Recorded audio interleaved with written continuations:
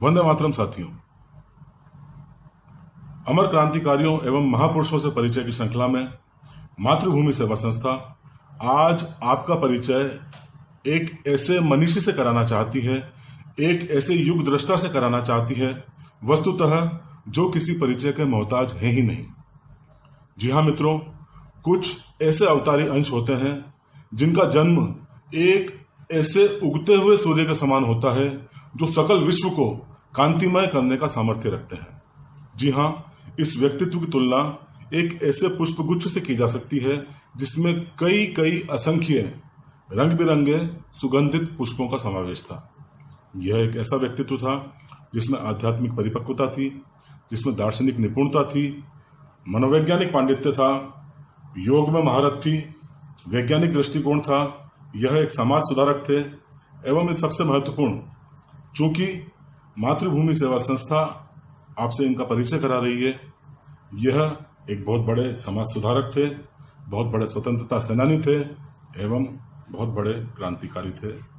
जी हाँ, आज हम आपका परिचय कराना चाहते हैं सकल विश्व गायत्री परिवार के संस्थापक पंडित श्री राम शर्मा से। पंडित श्री राम शर्मा, जिनका जन्म आवलखेड़ा आगरा यूपी में हुआ 20 सितंबर सन 1911 में।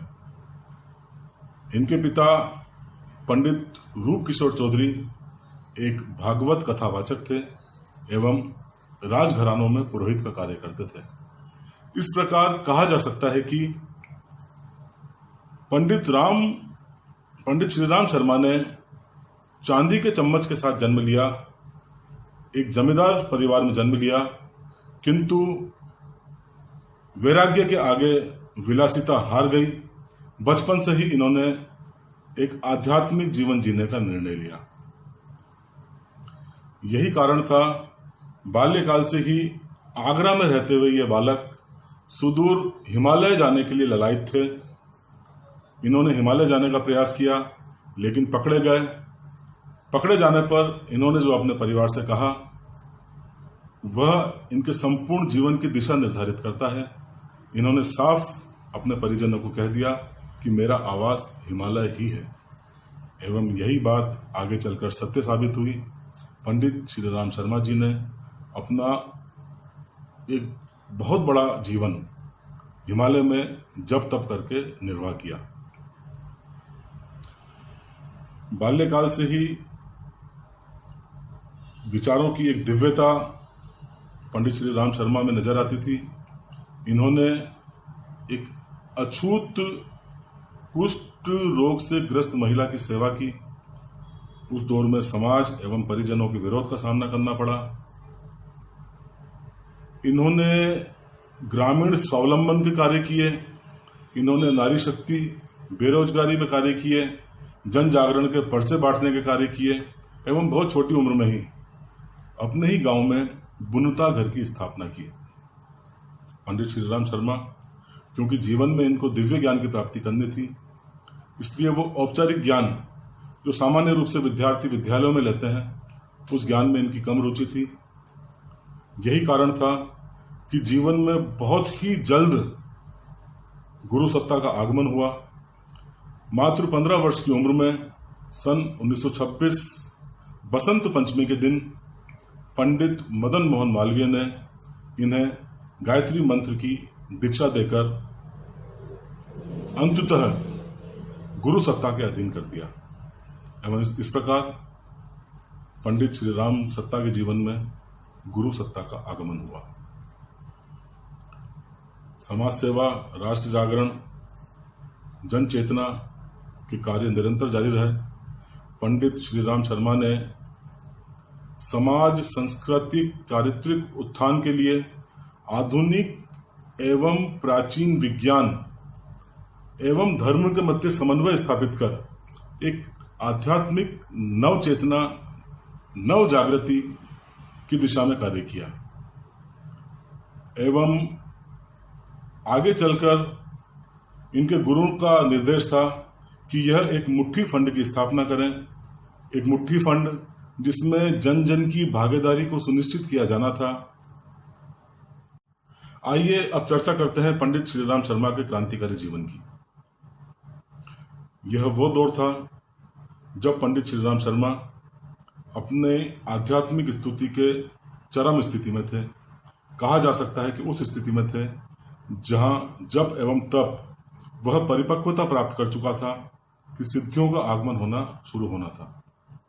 किंतु जब राष्ट्र संकट में हो, जब संपूर्ण मानवता संकट में हो, तब एक ऐसा व्यक्ति जिसका संपूर्ण जीवन ही राष्ट्र को समर्पित हो, कैसे चुप रह सकता था।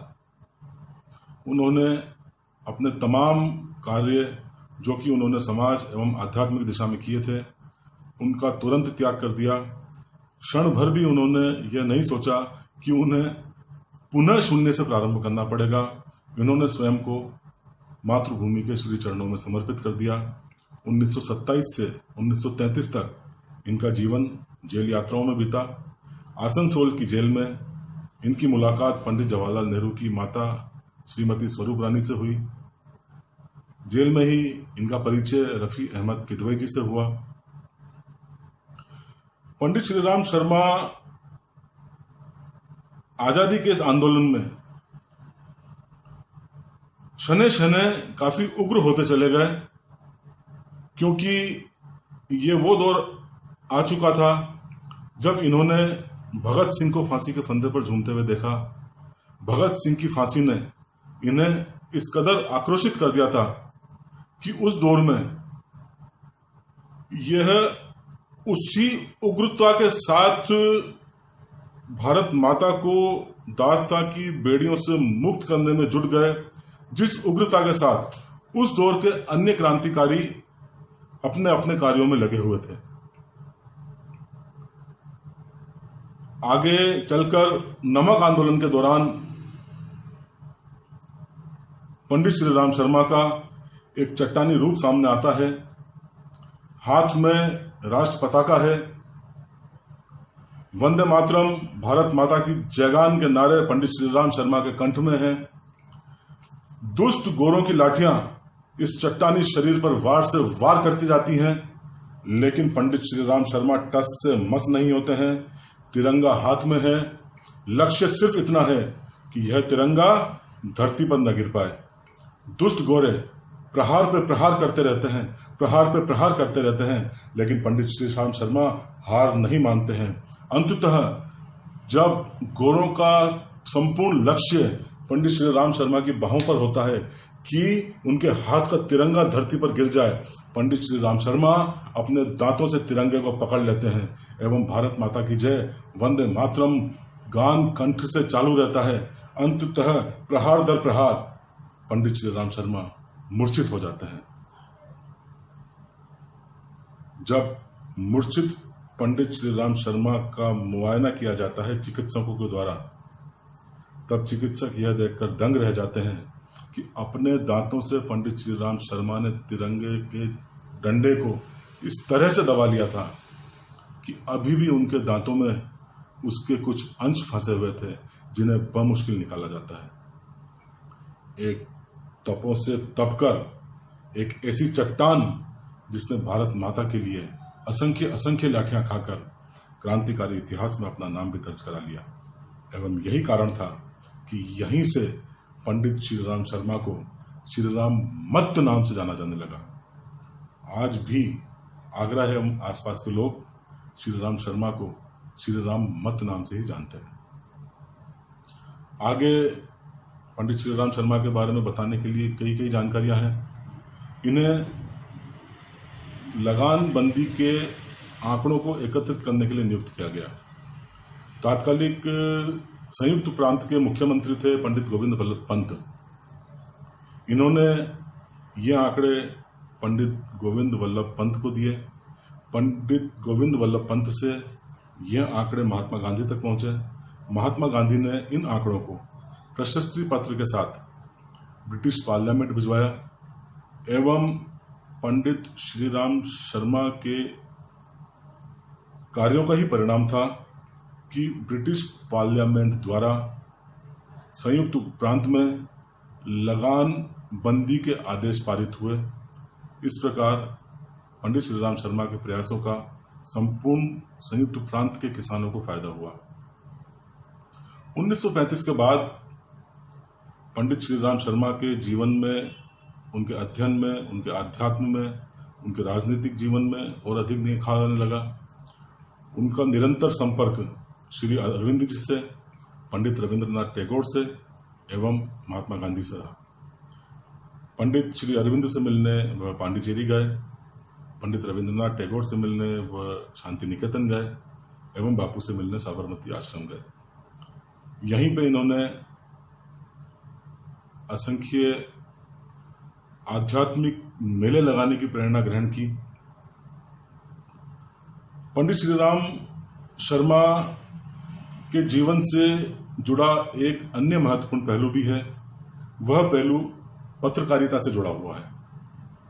पंडित श्री राम शर्मा ने सैनिक समाचार पत्र के माध्यम से एक कार्यवाहक संपादक के रूप में पत्रकारिता के जीवन की शुरुआत करी। यही पत्रकारिता के जीवन की शुरुआत आगे चलकर एक बहुत बड़ी क्रांति के रूप में स्थापित हुई, जिसे आज भी हम अखंड ज्योति के नाम से जानते हैं। आध्यात्मिक चेतना एवं सामाजिक जागृति के उद्देश्य से सन 1938 में अखंड ज्योति नामक पत्रिका प्रारंभ की गई। आपको जानकर यह आश्चर्य होगा कि प्रथम 250 प्रतियां, जो कि हस्त निर्मित कागज से तैयार की गई थी, पैरों से संचालित होने वाली मशीन के द्वारा तैयार की गई थी। पंडित श्री राम शर्मा की इन प्रतियों के निर्माण में अहम भूमिका रही। प्रथम प्रयास था, कुछ कमियां रह गई थी, इसलिए अखंड ज्योति पत्रिका का विधिवत संचालन जनवरी सन 1939 में हुआ। चंद प्रतियों से प्रारंभ हुआ यह सफर आज भारत ही नहीं वरन संपूर्ण विश्व को लाखों एवं करोड़ों प्रतियों के माध्यम से ज्ञान की वर्षा बनकर लाभान्वित कर रहा है। इसलिए कहा जा सकता है कि अपने जीवन काल में पंडित श्री राम शर्मा ने अध्यात्म का, समाज सुधार का एवं राष्ट्र को आजादी की दिशा में अग्रसित होने का जो बीज रोपा था, आज वह एक विशाल वटवृक्ष का रूप धारण कर आजाद भारत में आध्यात्मिक एवं सामाजिक चेतना का एक आंदोलन बनकर एक विशाल वटवृक्ष रूप ले चुका है। वह वटवृक्ष जो सकल विश्व को छायादार वृक्ष की भांति, एक फलदार वृक्ष की भांति लाभान्वित कर रहा है। ऐसे ही युगदृष्टा, ऐसे ही मनीषी पंडित श्री राम शर्मा, जिन्होंने 2 जून 1990 में निर्वाण प्राप्त किया, अंतिम सांस ली। जन जागृति की एक ऐसी ही मशाल, क्रांति के एक ऐसे ही प्रतीक पंडित श्री राम शर्मा को मातृभूमि सेवा संस्था एवं प्रशांत टहलियानी कोटि कोटि नमन करता है, उनका वंदन करता है। जय भारत, जय हिंद।